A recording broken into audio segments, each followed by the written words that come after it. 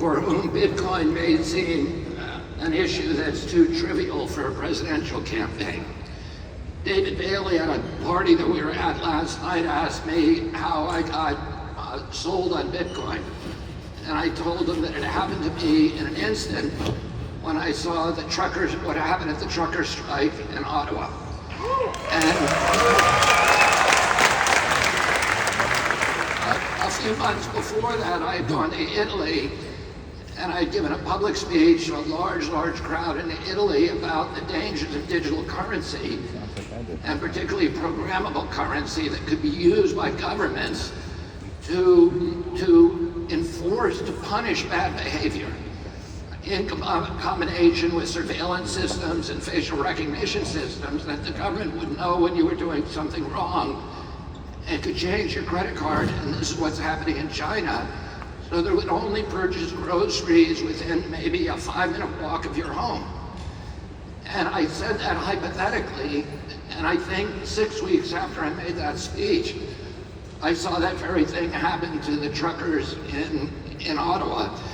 As most of you know, that trucker strike was a peaceful demonstration of people who were demanding rights that are sacred and are taken for granted for everyone.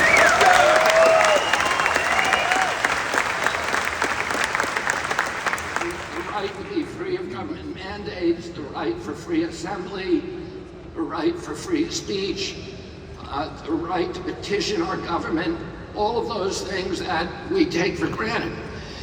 And nonetheless, and it was a peaceful demonstration, nonetheless, the Canadian government fiercely repressed the truckers' protests. Government officials declared a state of emergency. They suppressed free speech. Perhaps most alarmingly, they froze the bank accounts of hundreds of protesters and their supporters, which they identified using surveillance and data monitoring technologies. Some of these lawful and peaceful protesters, none of these lawful and peaceful protesters had violated any law. They had not been charged, and they certainly had not been convicted. But suddenly they found that they could not access their money, their bank accounts, to pay their mortgages or to feed their families.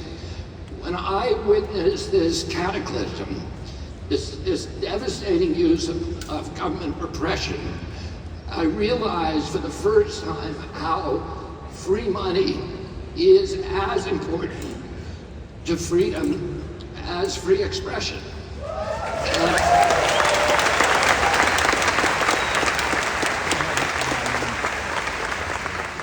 government that has the power to starve its citizens when they're disobedient will inevitably turn our entire country into serfs. It is the ambition of every totalitarian regime to exercise complete control over every aspect of our lives. We live at a time now that technology has dangerously expanded the capacity for governments and corporations to control our lives. Distant, impersonal, multinationals and authoritarian technologies have usurped the realms of human activity that were once private or held by a community. They monitor our every movement, our communications, our every transaction. And the technologies they use to monitor us can also be used to control us. Led by the United States, liberal democracies across the globe suddenly pivoted during the pandemic and used that crisis as an excuse to trample essential constitutional rights and freedoms. Governments suspended the rights to free assembly, the freedom of worship, property rights, trial by jury, and they censored free speech in the name of combating misinformation and disinformation. We lost our freedom to travel. The mandates cost us even sovereignty over our own bodies. Some might say, well, those were just temporary restrictions and temporary suspensions of our rights. But the Constitution has no pandemic exception. And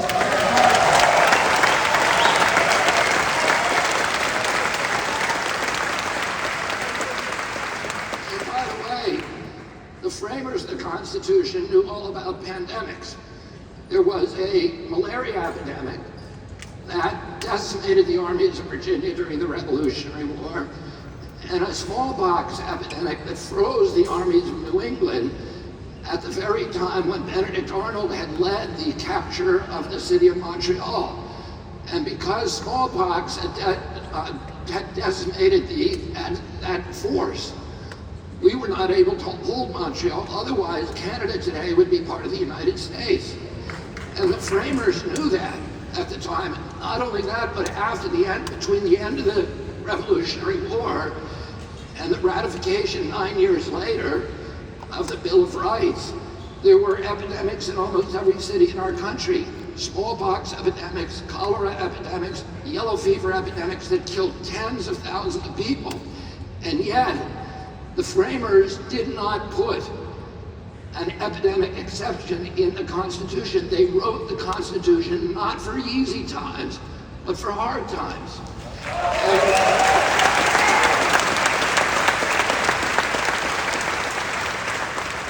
And during the Civil War, when we lost 659,000 troops killed in battle on both sides, is the equivalent of 7.2 million today, a much worse loss than happened in COVID. And our country was being torn apart and came this close to being ripped apart. And when Abraham Lincoln did the right thing and tried to suspend habeas corpus to prevent Confederate infiltrators from inciting riots in the northern cities, he was told by the Supreme Court, you can't do it. It's in the Constitution. It doesn't matter how bad the crisis is. You cannot suspend the Constitution. And yet, we saw this very, very dangerous precedent that we now have, that we as American citizens are now facing in our country, that happened during COVID, where the government established a new precedent, which is that if it has a good enough excuse, the government can now take away all of our freedoms. And guess what? There is always a good excuse, whether it's to stop a new disease, the next pandemic, to protect us from misinformation, to prevent domestic terrorism, to stop hate speech, to prosecute a war, or to fight climate change. But all of these reasons can easily turn into pretexts. Control over the public starts perhaps as a means, but it always becomes an end. It's part of the unstated and seductive ideology of totalitarianism that utopia will come through exercising perfect control over society. And that works well as long as the good guys are in control, or your guys are in control. Bitcoin is a bulwark against precisely this kind of government and corporate expansion and intrusion. In fact, it has been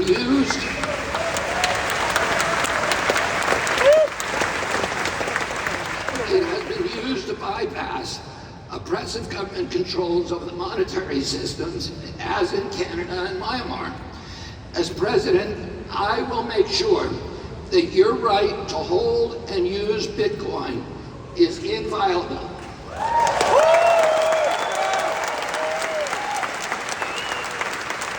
First, I will defend the right of self-custody of Bitcoin and other digital assets. You should be able to own your own private keys the same as you own the keys to your car or own your wallet. Your wallet, whether it's in your pocket or in your computer, is your own. I don't think the government has the right to demand access to your Bitcoin key or indeed any of your passwords. To say otherwise is to cede essential territory to the surveillance state. Second, I will uphold the right to run a node at home.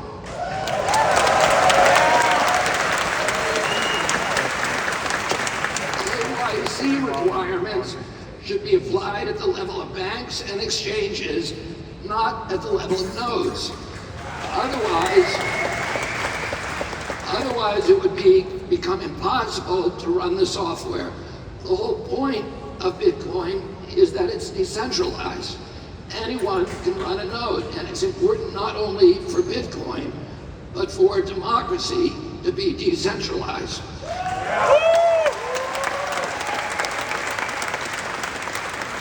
Third, I will defend use-neutral, industry-neutral regulation of energy. President Biden's 30% tax on energy for Bitcoin miners requires an invasive surveillance apparatus to monitor what is happening in individual computers. It sets a terrible precedent in which everything that you do that requires electricity must now be monitored by the government. That's why I also support people's rights to refuse smart meters in their homes.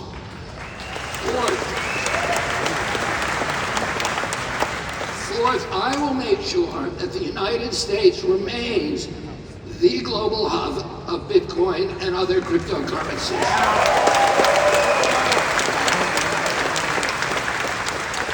Major established companies like PayPal, Fidelity, and Block are investing heavily in Bitcoin-related software development. Some of the best engineers and coders in the tech industry work in this field, and we want to keep them here in America. I will reverse the government's growing hostility toward this industry and keep innovation at home. That leads to my fifth point. Events like the FTX calamity prove that some kind of regulation of the crypto industry is needed. My administration will consult with knowledgeable people like yourselves to establish sensible jurisdiction and governance. For starters, we must recognize that Bitcoin is not a security and should not be regulated as such. Bitcoin is in a class by itself. Its wide decentralization, I'm told now that there are 40,000 nodes, prevents a lot of the insider trading, manipulation, and pump and dump schemes that plague other cryptocurrencies. Six, I will carefully consider whether individuals like Ross Ulbricht were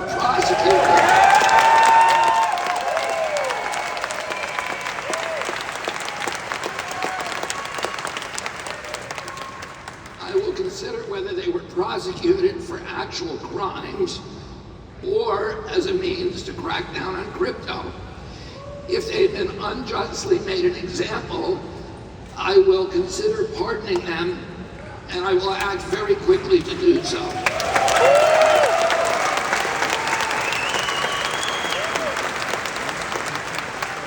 Before I conclude, I'd like to say something about the environmental criticism at Bitcoin. It may be unpopular to say here, but even though those criticisms are exaggerated, they have some degree of validity. It's exaggerated because Bitcoin miners chase the cheapest energy. They have to do that for economic reasons. And Bitcoin mining tends to go where the energy is the least expensive, drawing a lot of idle base load as well as excess peak generation of renewable power. But I think Bitcoin miners can still do a lot better, and I encourage you in this industry to expand your use of pro-environmental energy techniques, such as capturing waste methane and using waste heat, which I know many of you are experimenting with. We environmentalists will continue to pressure you to improve. However, whether or not the criticism is valid, I want to make one thing plain. The environmental argument should not be used as a smokescreen for an agenda of suppressing Bitcoin.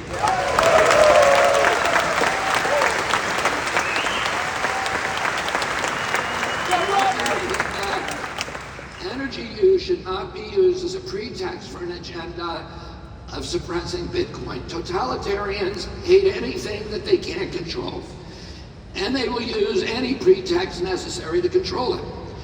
I am aware of an eerie comparable to the COVID years when public health became a pretext to obliterate our basic rights and freedoms.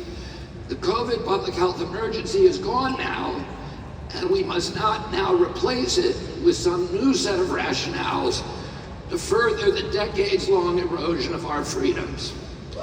Finally, I'd like to clarify a couple of things. I'm not an investor, and I'm not here to give investment advice or to promote Bitcoin over other cryptocurrencies or other currencies. That's the job of the free market, not the President of the United States.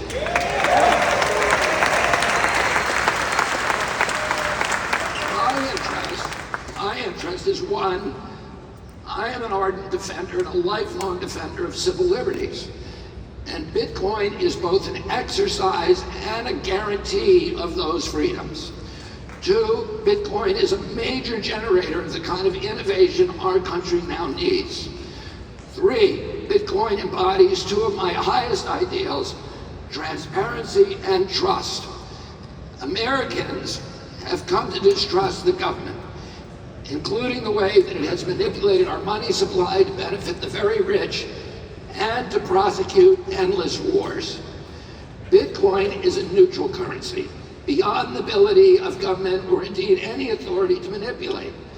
In our current system, nearly all of our transactions are transparent, all right? They're transparent to government and corporations, but their machinations and activities are not transparent to us, they are opaque. The public ledger of Bitcoin makes every transaction transparent to everyone. It might therefore be a harbinger of a future in which the government is transparent to the people, and that would be democracy. Amen. Now, I'm proud to make an historic announcement, but first, if you can please pull out your cell phones. Our campaign will be the first presidential campaign in history to accept Bitcoin donations.